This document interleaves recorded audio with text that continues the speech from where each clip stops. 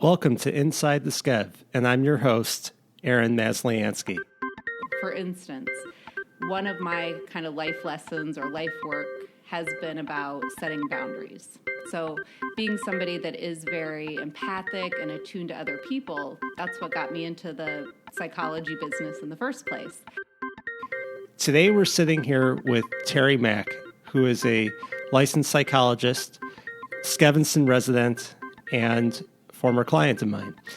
Today we're going to talk about what she does in her business and her upcoming new book. So sit back, relax, maybe lay down on a couch, and welcome, Tari. Hi. Thanks for coming. Thanks for having me. I'm excited to be here. It's a pleasure to have you. And Tari, we recently worked together. I helped you with, buying your new home in Skevinston. Yes, you did. Yes. Quite a process that was. It was a fun one. It was, yeah. A little bit of a roller coaster. Yeah. We got there, though. Yes. Yeah. How do you like the new home? Oh, my gosh. I love it. That's great. I love it, yeah. Well, and that's fantastic. And you work in Evanston, right? Yes, I work downtown Evanston. Okay, so it's a really short commute. It's about 8 minutes, yes. It's not bad. It's hard to beat. Exactly. So, what brought you here to this area? We looked around when we were looking for a house. We looked at townhomes and houses in Evanston, and then when we started looking in Skevinston, we just loved the feel of it, and we loved that the taxes were a little bit lower. That helps. Yes. The school district was great. We met a ton of great people, great neighbors. I don't know, we loved the feel of it, and I'm really happy that I'm staying here. That's awesome. Yeah. No, yeah, our kids are actually in school together, so yeah. that is nice. Mm-hmm. Yeah, at Walker, so shout out to Walker there. Walker. Mm-hmm. So you're a psychologist. Why'd you get into that business? It's a good question. I actually started out my first year in college in advertising because I wanted to write commercials. And then when I figured out I probably wouldn't get to do that, I'd have to write a lot of newspaper articles because it was a journalism track. I switched to psychology, which was really what I wanted to do. I just didn't want to go to grad school for so long. But I think, psychology is always it's what I'm meant to do. In my family, I was kind of the emotionally intuitive one, the one that's kind of always attuned to other people. I really want to know other people on a deeper level. And so, that's who psychologists typically are. And was the advertising angle was that like a consumer psychology, and then you just wanted to go into more of a helping people type of thing? I mean, I think I have two parts to myself. One is very creative, and so I was kind of following that part. It had nothing to do with psychology. Yeah. But yeah, I think what I'm doing now is kind of bringing in that creativity piece because I am a clinical psychologist and I work with individuals and couples doing psychotherapy, but I'm moving into the writing and speaking world, which is, kind of a marriage of those two things I started out with, advertising and, being creative and spreading a message and also helping people.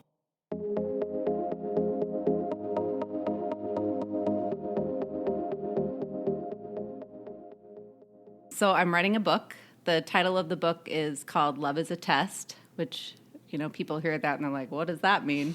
So the book will be coming out hopefully by the end of February. I'm putting the finishing touches on it. And the premise of the book is really, it's based on my 15 years of work with clients in therapy. And a lot of those clients have been in relationships or looking for a relationship.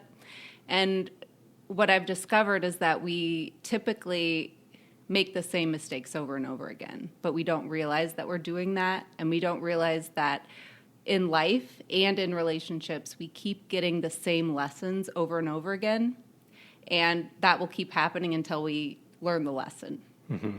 And so the purpose of the book is to help people understand what is their specific lesson or lessons that they need to learn, how do they need to change and grow in order to finally create or find the love that they want. Why do you think people don't learn the lessons? Because they're not aware. I mean, as humans, we do the same things over and over again. We are typically unconscious in what we do, and those patterns start way back in childhood. Yes, I'm a psychologist, so I'm going to go back to childhood. Yeah. Very cliche. It's all from there. Let's talk about your mother. But it's really true. You know, we all have roles in our families. We all learned messages, either spoken or unspoken, from our parents or primary people in our life. Mm-hmm. And we carry those roles and those messages about ourselves and other people into our adult life. Yeah. And oftentimes those aren't very helpful or functional as adults. We may have needed those roles and messages as children, but they stop working at some point. But unless we're aware of what we're doing, we can't change those things. So we kind of have to take a step out and kind of evaluate what's perception or what we're showing off, or what do you think it is? Yeah, I mean, so I work with a lot of couples as well, and mm-hmm. it's, you know, and I've been in couples therapy myself, and the thing is when couples come into my office, they're usually pointing the finger at their spouse. So they're saying, you know, if you could just change him, or if she could just do more of this, then we would be fine. But the thing is, we can't change anybody else. And dynamics are created by two people. So the only thing you're in control of is your part in a dynamic. So if there's something that isn't working for you, each person has to understand what their role is. And people are really resistant to that because it's a lot easier to point the finger, but we can't change anybody else. So, for instance, everybody has specific work to do. And with the couples that I work with, I often help them understand how they may be contributing to the conflict in the relationship or the frustrating patterns. And it's not about blaming, it's just about understanding.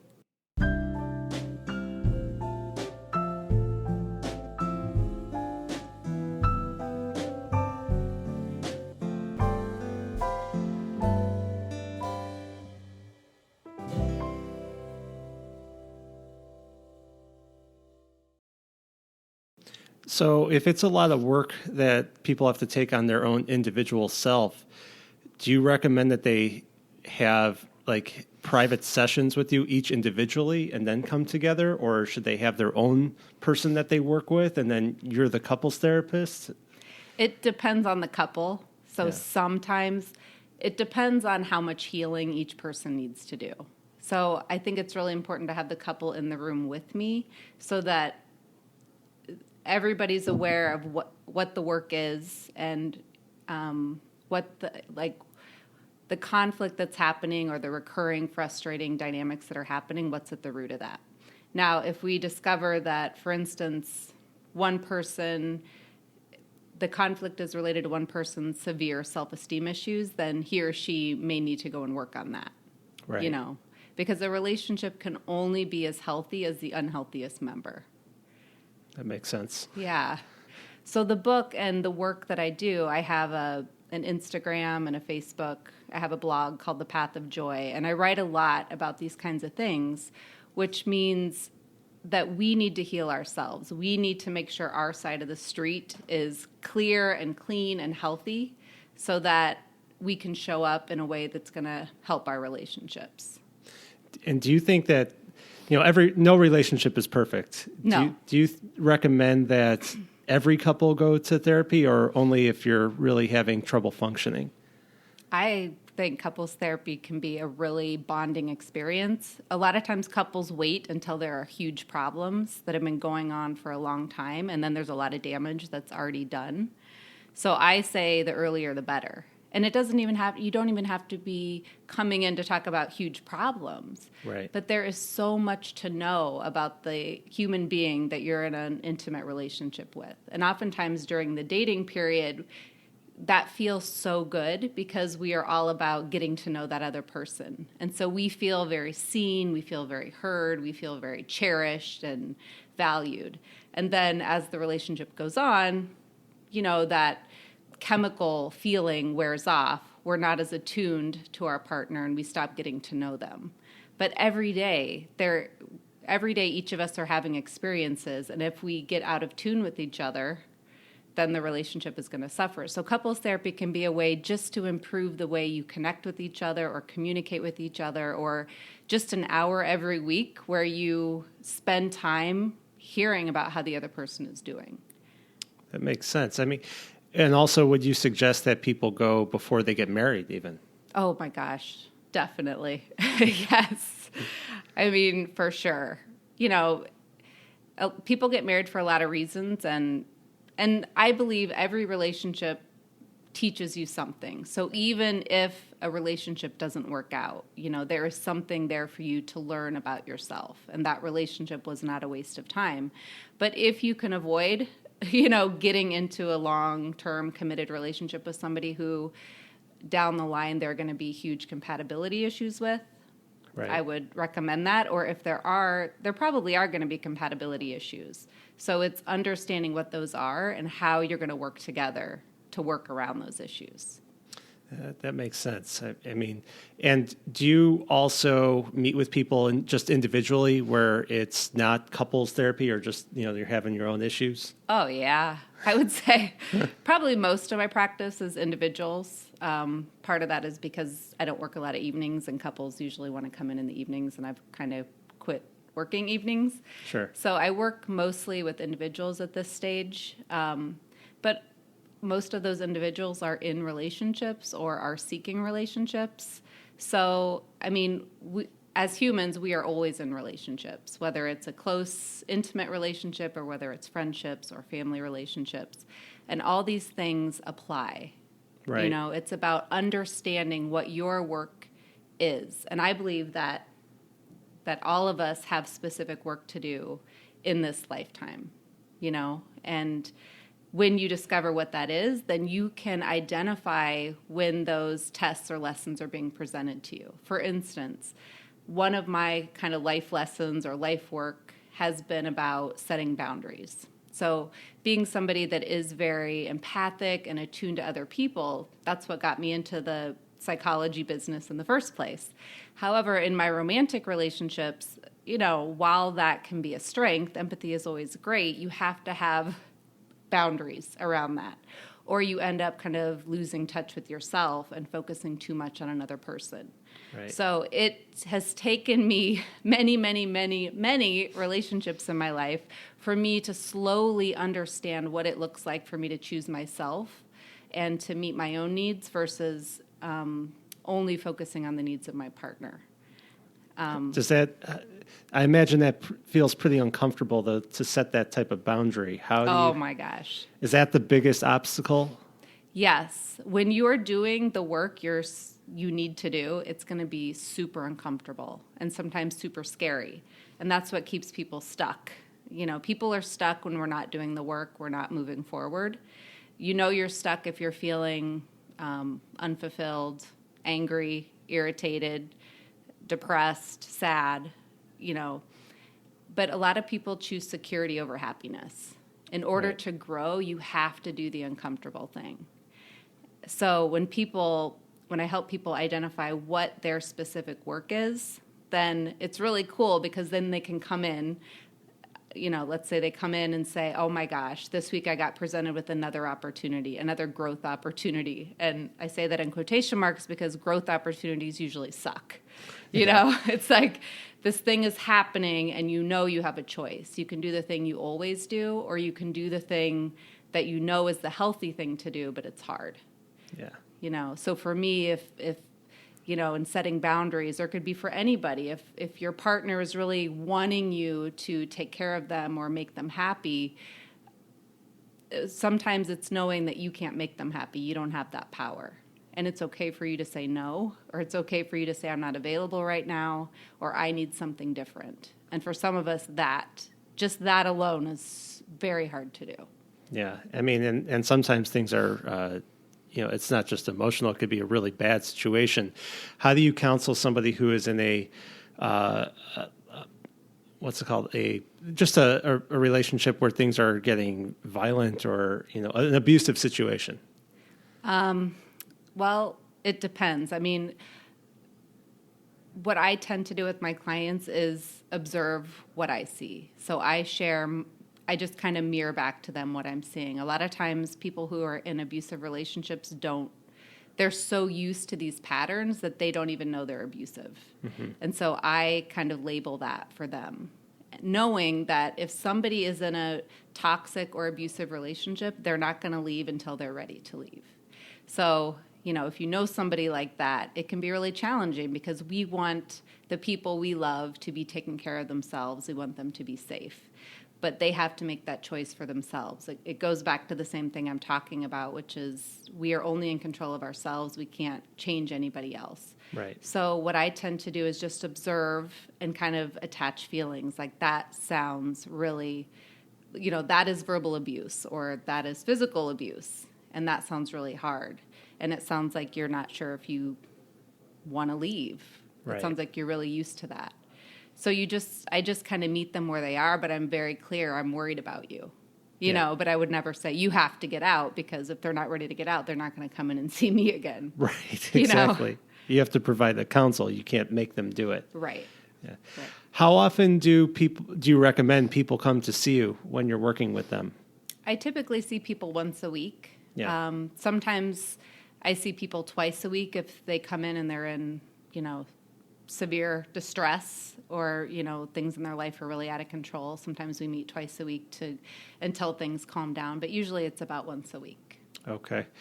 And do you always meet in person, or if somebody's traveling, do you ever do remote meetings? Yeah, actually, I do a lot of FaceTime sessions with people that I used to see in my office in Chicago. My first office was at 30 North Michigan. Okay. And nice location. Yeah, it was great. It was right across from Millennium Park. Yeah, Can't beat awesome. the view. But so I still see people. I have one client who I've been seeing 8 years over FaceTime. Oh, wow. Every week. Yeah. So we haven't seen each other in person in 8 years, but we see each other through FaceTime every week. And then I have a few clients like that moved away or graduated college, and we just wanted to continue our relationship. I also, I'm moving into the book world and the speaking world, and so I've been doing coaching as well, which is a little bit different than therapy. I do relationship coaching. Okay. So most of those clients are remote. Like I have a couple clients in LA, I have one in Canada, so obviously all of those sessions are through FaceTime. What's the difference between I've seen business coaches, Mm-hmm. But what is the difference between relationship coaching and therapy? So therapy is more. So I'm pretty similar in both. I'll just say that. Like I tend to be the type of therapist that is very transparent. I'll tell you what I'm seeing. I'll tell you why I'm saying something. Yeah. But coaching is more about starting where you are and helping you get to where you want to be. And therapy oftentimes is about healing past stuff, old wounds.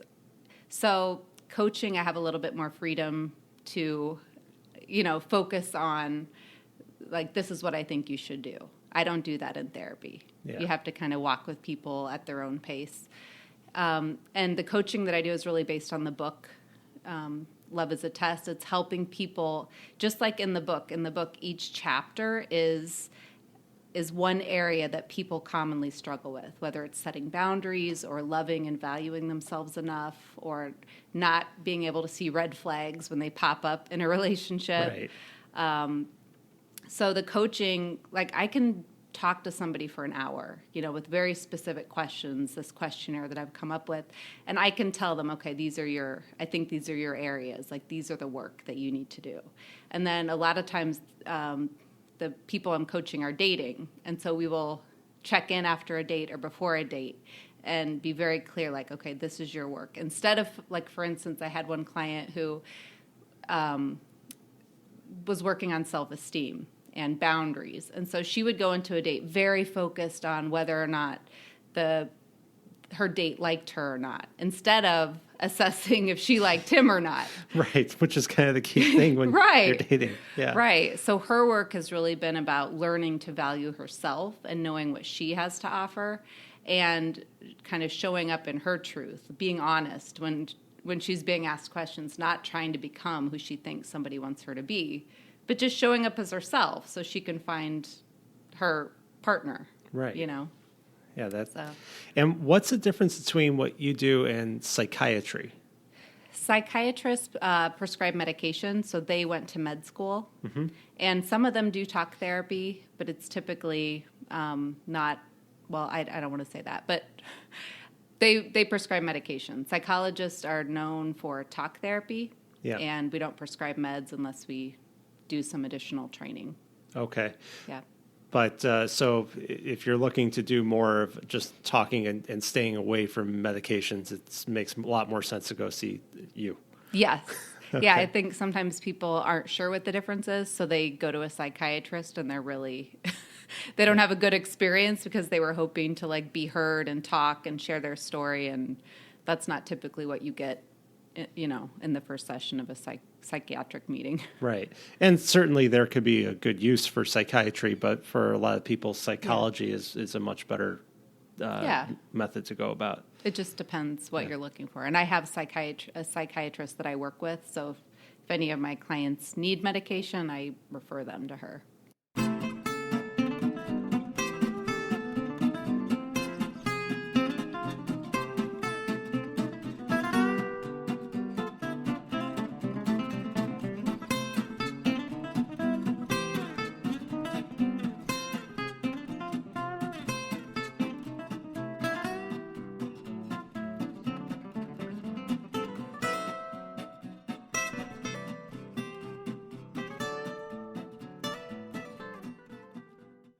How do you get most of your business? Is it mostly referral, or how does that work? So it used to be, you know, there are certain websites. There's psychologytoday.com. You can go to find a therapist locally. You can search by zip code or insurance, and networktherapy.com. So if you go to either of those sites, therapists have their picture and like a blurb about how they work. It's kind of like dating for, It's, you know, it's like you get a feel for what a therapist is like. So I used to get a lot of my referrals based on that. I would say nowadays it's more word of mouth. You know, friends or family members or people that have seen me a long time ago refer somebody. And I actually just hired a postdoc because I'm trying to move away from seeing clients. So now if I get a referral, I refer them to my postdoc a lot of the time. Okay, so your main push is the speaking world and books and things like that you're looking to go towards. Yes. Yeah. That's the goal. That's the goal. to get the book. Do you see somebody like a business coach or anybody like that helps motivate you? Like, what gives you your motivation? I haven't used a business coach yet, although that's not out of the question. I have taken some courses, you know, focused around how to market yourself and how to grow your business. And trust me, I can use all the help I can get because we didn't learn any of this in psychology. Right. But I mean, it's been about 7 years since I felt this inkling that I was supposed to be doing something different. And it was only 2 years ago that I finally understood what it was. It was writing and helping people on a grander scale. Mm-hmm. So I think most of my motivation so far has just come from the excitement of finally understanding what my message is. And this book and all the writing that I do I just feel like I just download it out of me. It doesn't take much thought at all. It's like all this acquired wisdom in sitting with all these beautiful people I've sat with for 15 years in my office. So for now, I hope it always comes this easily, but that's kind of how it's been so far. Well, then you could help thousands of people at once. Yes. And that's a lot more powerful. Yes. Yeah. No, yeah. That's cool. Is it hard to be an entrepreneur? I mean, I don't know what I'm doing, to be honest. So yes and no. I mean, like I said, I have an Instagram, and to like really build the kind of following you need to be taken seriously, I think you need like 15 to 20,000 followers. I think I'm at 2,500. So that's pretty good. Yeah. No, I don't know. So yes and no. It's fun. You know, I mean, it doesn't feel like work. I love, writing and speaking, and I do all of that for free at this point, and I love it. Yeah. But on the other hand, I know there's so much that I don't know. So, but it's okay. I know I'll learn it as I need to. Yeah. And I mean, have there been people that have shown you how to do things with business? Because you said you didn't learn any of this in psychology school. I've learned some of it online, some of it from, like, I've been to a few conferences, like writing conferences, and I've met other writers there, and we kind of learn from each other. But I also believe, and I've seen this in my life, and I've seen it in the lives of my clients, that if you follow your passion, if you follow what you feel pulled toward, all the doors are just going to keep opening. And so that's kind of how I live. And so I don't have any fear about it. I don't really stress about it. I know that it's going to happen the way it's supposed to. Right. So that's really cool. I just, like, I see the vision at the end. I know at some point I am going to be on a book tour. I am going to be, speaking to thousands of people. I don't know how I'm going to get there, but oftentimes we don't know the how. We have to identify what it is we want and go for that, and then the how kind of takes care of itself. That's right. what I believe anyway. Do you set goals for yourself, and how do you account for that? That's a good question. I would say, so another areas of work in my life is kind of being organized. I'm a more big picture person, so details and organization, like setting small goals along the way, not my strong suit. So that's actually something I'm hoping to work on this year. I've kind of committed myself to that, like in the new house that I just moved into. This is going to sound really crazy to some people, but like I'm making my bed every morning. Like the counters are clean every night, and my kids are making their beds every morning. These are not things that we did before. So making a conscious effort to be very clean and organized in my life, and I'm trying to. On Saturday, I have a friend coming over. We're doing a vision board. So I'm going to. What's that? What's a vision board? It's a board where you visualize and everything that you want to acquire in your life, everything that's important to you. It's like a visual representation of what's important, what your goals are, where you want to be. It's a way to manifest what you want. So there's different ways to do it. I think we're going to get a bunch of magazines and cut out pictures and put them on a board and, write words. I haven't really researched it yet, but it's a visual representation of where you're going and what's important to you and where your priorities are. That's really a great idea. Yeah. I think that for me too, being able to see a vision of where you want to go, it certainly helps. Yes, clarity is so important. Yeah. And I think that's often what people are missing.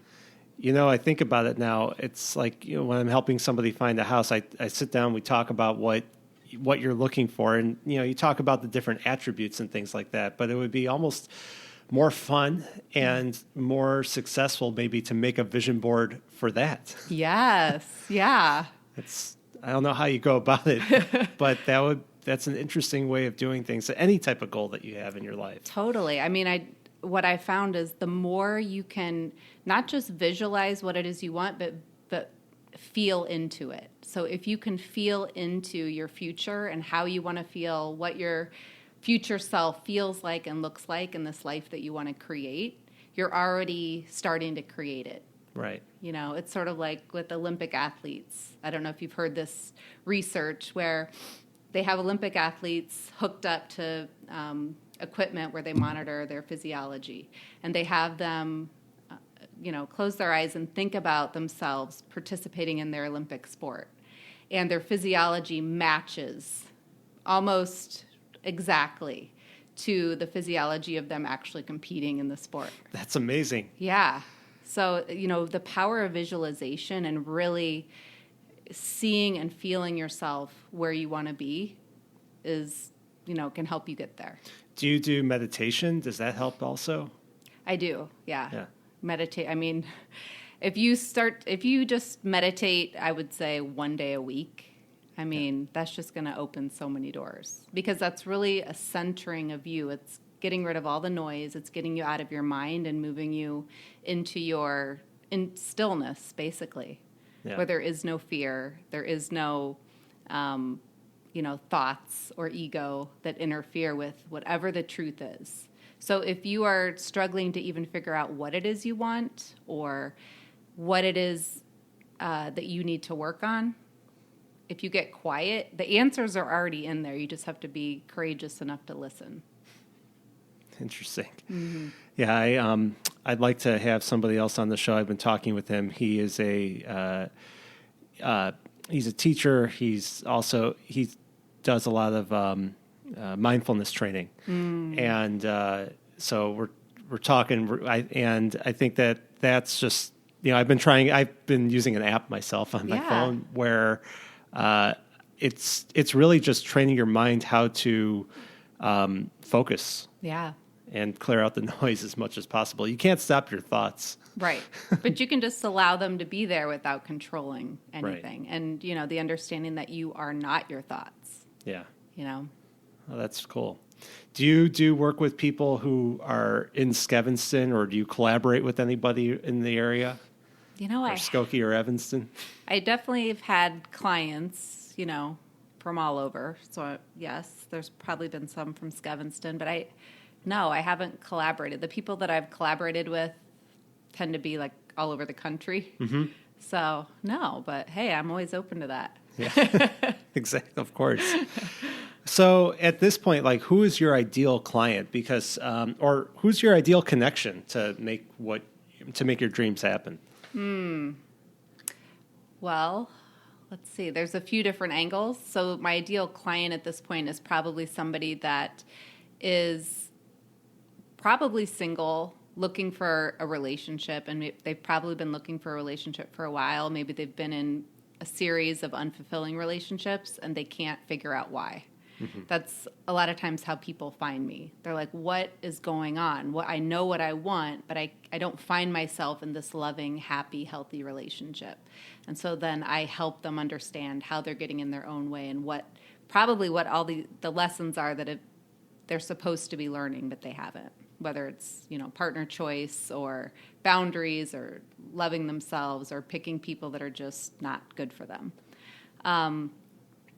Also, if I found somebody like a small publishing house that wanted to take a chance on my book, that would be amazing. And people that are skilled in helping entrepreneurs, build their social media platform. That would be all the stuff I don't know very much about.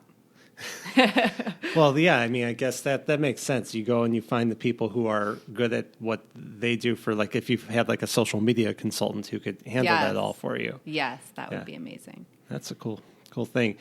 And again, where on social media can people find you right now? So on Instagram, I'm at Dr. Tari Mack, DrTariMack. And on Facebook, I'm under my blog name, The Path of Joy. And my website is drtarimack.com.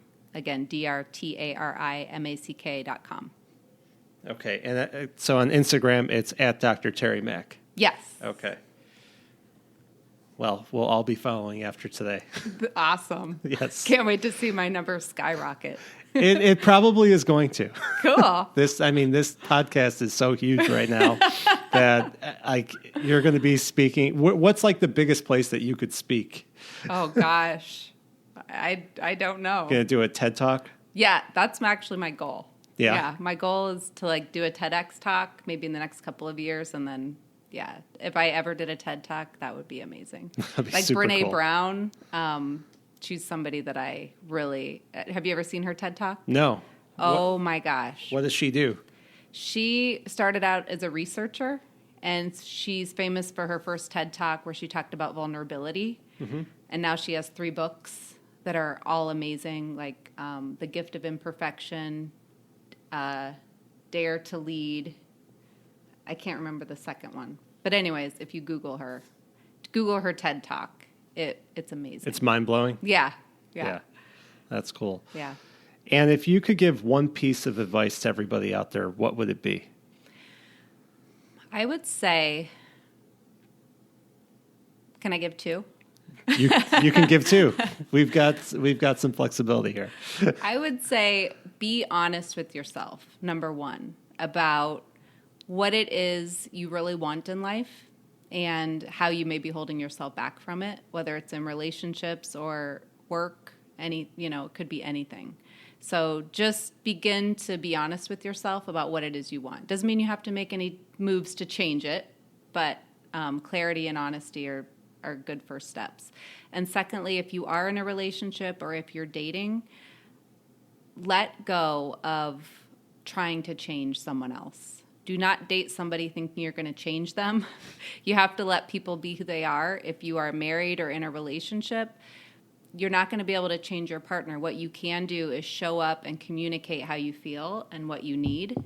But you also need to look at yourself and understand what it is you could do to change things, whether it's to disengage in a frustrating dynamic or to show up differently. I'd say those are two really good pieces of advice that everybody should heed to. Yeah.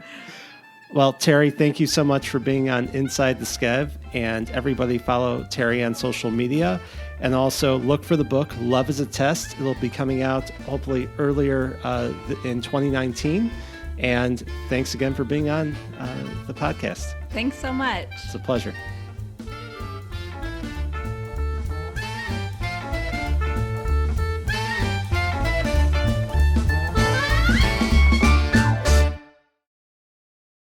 I'd like to thank several people for help with today's show. This includes my real estate brokerage, Dreamtown Realty in Evanston, for helping me with the graphics for the show, and Tari Mack for being a guest on the show. You can follow Tari on Instagram at Dr. Tari Mack, or on Facebook at The Path of Joy, or go to her website, drtarimack.com, drtarimack.com, and look for her new book, Love is a Test, which should be coming out later in 2019. And if listening to this podcast gave you the bug to buy or sell real estate, give me a call or go to my website at aaronmasliansky.com. And don't forget to subscribe. Thank you.